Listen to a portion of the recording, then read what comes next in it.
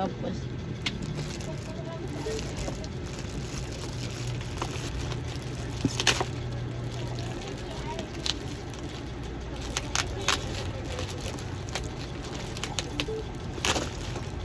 yung memory card, iisa o iisa. Tapos, yun.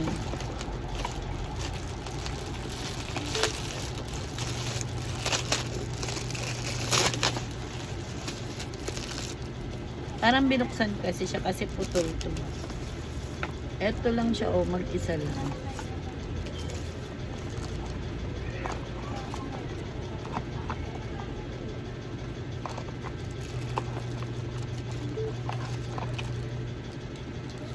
Wala pa yung pinaka, ano ba yun?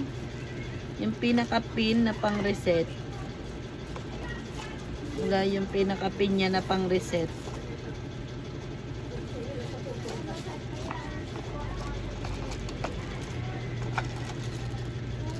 See, wala yung pin na pang reset niya.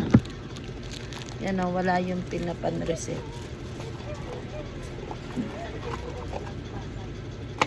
Kulang-kulang.